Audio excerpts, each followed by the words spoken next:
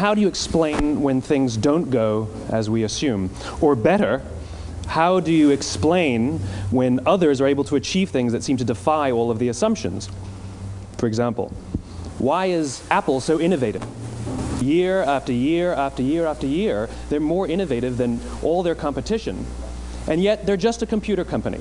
They're just like everyone else. They have the same access to the same talent, the same agencies, the same consultants, the same media. Then why is it that they seem to have something different? Why is it that Martin Luther King led the civil rights movement? He wasn't the only man who suffered in a pre-civil rights America, and he certainly wasn't the only great orator of the day. Why him?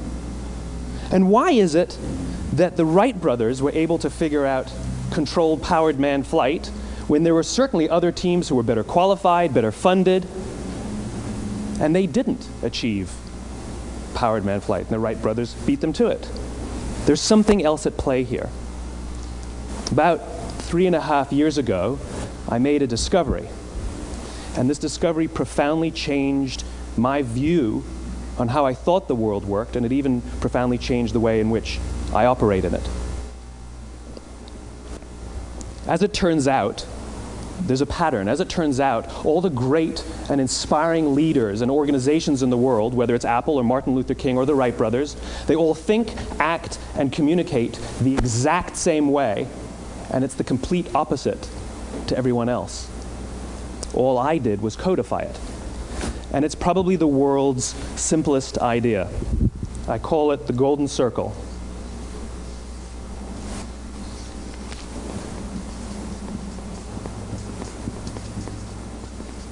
Why, how, what? This little idea explains why some organizations and some leaders are able to inspire where others aren't. Let me define the terms really quickly. Every single person, every single organization on the planet knows what they do, 100%. Some know how they do it, whether you call it your differentiating value proposition or your proprietary process or your USP.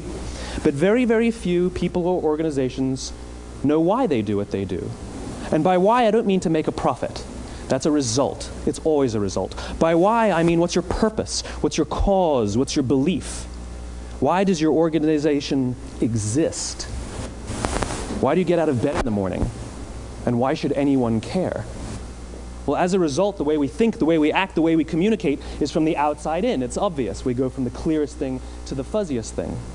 But the inspired leaders and the inspired organizations, regardless of their size, regardless of their industry, all think, act, and communicate from the inside out. Let me give you an example. I use Apple because they're easy to understand and everybody gets it. If Apple were like everyone else, a marketing message from them might sound like this. We make great computers. They're beautifully designed, simple to use, and user-friendly. Want to buy one? Meh. And that's how most of us communicate. That's how most marketing is done, that's how most sales is done, and that's how most of us communicate interpersonally. We say what we do, we say how we're different or how we're better, and we expect some sort of behavior, a purchase, a vote, something like that. Here's our new law firm. We have the best lawyers with the biggest clients. We have, we always perform for our clients, do business with us. Here's our new car. It gets great gas mileage. It has, leather seats. Buy our car. But it's uninspiring. Here's how Apple actually communicates. Everything we do, we believe in challenging the status quo. We believe in thinking differently. The way we challenge the status quo is by making our products beautifully designed, simple to use, and user-friendly. We just happen to make great computers. Want to buy one? Totally different, right? You're ready to buy a computer from me. All I did was reverse the order of the information. What it proves to us is that people don't buy what you do, people buy why you do it. People don't buy what you do, they buy why you do it. This explains why every single person in this room is perfectly comfortable buying a computer from Apple. But we're also perfectly comfortable buying an MP3 player from Apple, or a phone from Apple, or a DVR from Apple. But as I said before, Apple's just a computer company. There's nothing that distinguishes them structurally from any of their competitors. Their competitors are all equally qualified to make all of these products. In fact, they tried. A few years ago, Gateway came out with flat-screen TVs. They're eminently qualified to make flat-screen TVs. They've been making flat-screen monitors for years. Nobody bought one.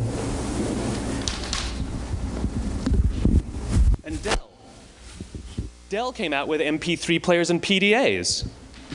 And they make great quality products, and they can make perfectly well-designed products, and nobody bought one. In fact, talking about it now, we can't even imagine buying an MP3 player from Dell. Why would you buy an MP3 player from a computer company? But we do it every day. People don't buy what you do, they buy why you do it. The goal is not to do business with everybody who needs what you have. The goal is to do business with people who believe what you believe. Here's the best part. None of what I'm telling you is my opinion. It's all grounded in the tenets of biology, not psychology, biology. If you look at a cross-section of the human brain, looking from the top down, what you see is the human brain is actually broken into 3 major components that correlate perfectly with the golden circle. Our newest brain, our Homo sapien brain, our neocortex, corresponds with the what level. The neocortex is responsible for all of our rational and analytical thought and language. The middle 2 sections make up our limbic brains, and our limbic brains are responsible for all of our feelings, like trust and loyalty. It's also responsible for all human behavior, all decision-making, and it has no capacity for language. In other words, when we communicate from the outside in, yes, people can understand vast amounts of complicated information like features and benefits and facts and figures. It just doesn't drive behavior. When we communicate from the inside out, we're talking directly to the part of the brain that controls behavior, and then we allow people to rationalize it with the tangible things we say and do. This is where gut decisions come from. You know, sometimes you can give somebody all the facts and your figures, and they say, I know what all the facts and details say, but it just doesn't feel right. Why would we use that verb? It doesn't feel right. Because the part of the brain that controls decision-making doesn't control language. And the best we can muster up is, I don't know, it just doesn't feel right. Or sometimes you say you're leading with your heart, or you're leading with your soul. Well, I hate to break it to you, those aren't other body parts controlling your behavior. It's all happening here in your limbic brain, the part of the brain that controls decision-making and not language. But if you don't know why you do what you do, and people respond to why you do what you do, then how will you ever get people to vote for you or buy something from you, or more importantly, be loyal and want to be a part of what it is that you do? Again, the goal is not just to sell people who need what you have. The goal is to sell to people who believe what you believe. The goal is not just to hire people who need a job. It's to hire people who believe what you believe. I always say that, you know, there's if you hire people just because they can do a job, they'll work for your money. But if you hire people who believe what you believe, they work for you with blood and sweat and tears. And nowhere else is there a better example of this than with the Wright brothers. Most people don't know about Samuel Pierpont Langley. And back in the early 20th century, the pursuit of powered man flight was like the dot-com of the day. Everybody was trying it. And Samuel Pierpont Langley had what we assume to be the recipe for success. I mean, even now, you ask people, why did your product or why did your company fail? And people always give you the same permutation of the same 3 things. Undercapitalized, the wrong people, bad market conditions. It's always the same 3 things. So let's explore that. Samuel Pierpont Langley was given $50,000 by the War Department to figure out this flying machine. Money was no problem. He held a seat at Harvard and worked at the Smithsonian and was extremely well connected. He knew all the big minds of the day. He hired the best minds money could find, and the market conditions were fantastic. The New York Times followed him around everywhere, and everyone was rooting for Langley. And how come we've never heard of Samuel Pierpont Langley? A few hundred miles away in Dayton, Ohio, Orville and Wilbur Wright. They had none of what we consider to be the recipe for success. They had no money. They paid for their dream with the proceeds from their bicycle shop. Not a single person on the Wright brothers' team had a college education, not even Orville or Wilbur. And the New York Times followed them around nowhere.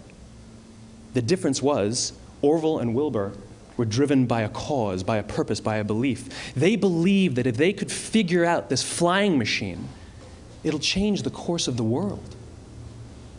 Samuel Pierpont Langley was different. He wanted to be rich, and he wanted to be famous. He was in pursuit of the result. He was in pursuit of the riches. And lo and behold, look what happened. The people who believed in the Wright brothers' dream worked with them with blood and sweat and tears. The others just worked for the paycheck. And they tell stories of how every time the Wright brothers went out, they would have to take 5 sets of parts because that's how many times they would crash before they came in for supper. And eventually, on December 17th, 1903, the Wright brothers took flight. And no one was there to even experience it. We found out about it a few days later. And further proof that Langley was motivated by the wrong thing, the day the Wright brothers took flight, he quit. He could have said, "That's an amazing discovery, guys, and I will improve upon your technology." But he didn't.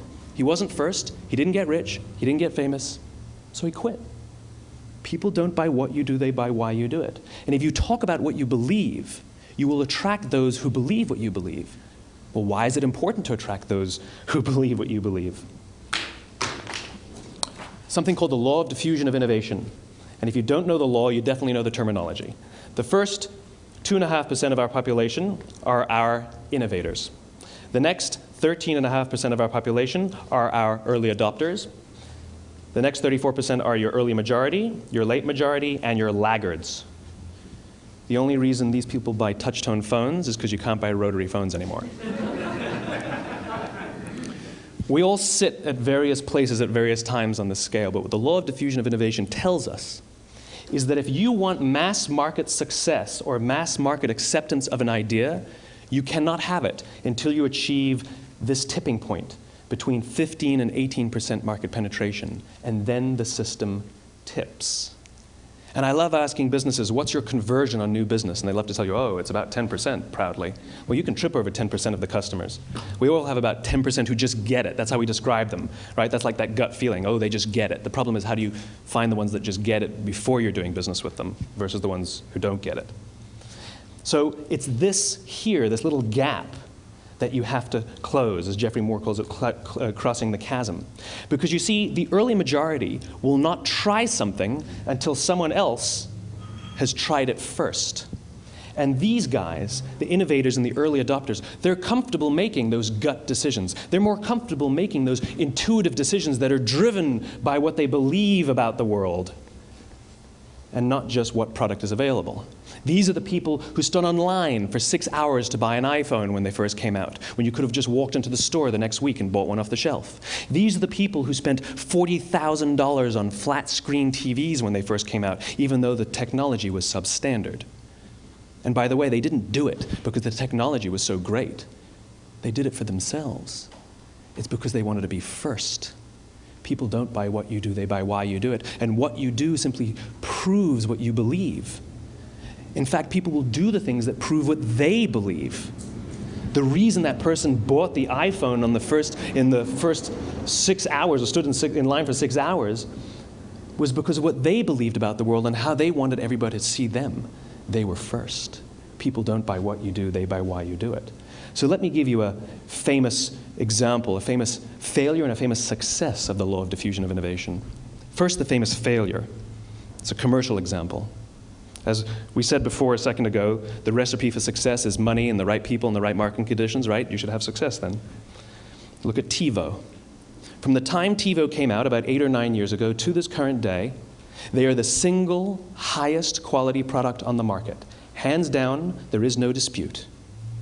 They were extremely well funded. Market conditions were fantastic. I mean, we use TiVo as a verb. I TiVo stuff on my piece of junk Time Warner DVR all the time.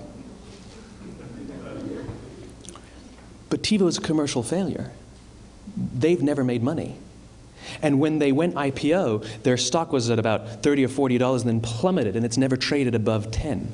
In fact, I don't think it's even traded above 6, except for a couple of little spikes.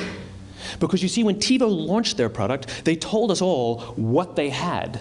They said, we have a product that pauses live TV, skips commercials, rewinds live TV, and memorizes your viewing habits without you even asking. And the cynical majority said, we don't believe you, we don't need it, we don't like it, you're scaring us. What if they had said, if you're the kind of person who likes to have total control over every aspect of your life, boy, do we have a product for you.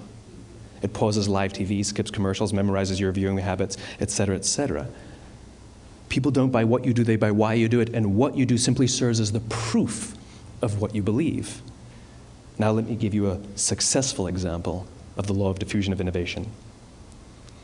In the summer of 1963, 250,000 people showed up on the Mall in Washington to hear Dr. King speak. They sent out no invitations, and there was no website to check the date. How do you do that? Well, Dr. King wasn't the only man in America who was a great orator. He wasn't the only man in America who suffered in a pre-civil rights America. In fact, some of his ideas were bad. But he had a gift. He didn't go around telling people what needed to change in America. He went around and told people what he believed. I believe, I believe, I believe, he told people. And people who believed what he believed took his cause and they made it their own, and they told people. And some of those people created structures to get the word out to even more people. And lo and behold, 250,000 people showed up on the right day, on the right time to hear him speak. How many of them showed up for him? 0. They showed up for themselves. It's what they believed about America that got them to travel on a bus for 8 hours to stand in the sun in Washington in the middle of August. It's what they believed, and it wasn't about black versus white. 25% of the audience was white. Dr. King believed that there are 2 types of laws in this world, those that are made by a higher authority and those that are made by man. And not until all the laws that are made by man are consistent with the laws that are made by the higher authority will we live in a just world. It just so happens that the civil rights movement was the perfect thing to help him bring his cause to life. We followed him not for him, but for ourselves. And by the way, he gave the I have a dream speech, not the I have a plan speech. Listen to politicians now with their comprehensive 12-point plans. They're not inspiring anybody. Because there are leaders and there are those who lead. Leaders hold a position of power or authority, but those who lead inspire us. Whether they're individuals or organizations, we follow those who lead, not because we have to, but because we want to. We follow those who lead, not for them, but for ourselves. And it's those who start with why that have the ability to inspire those around them or find others who inspire them. Thank you very much.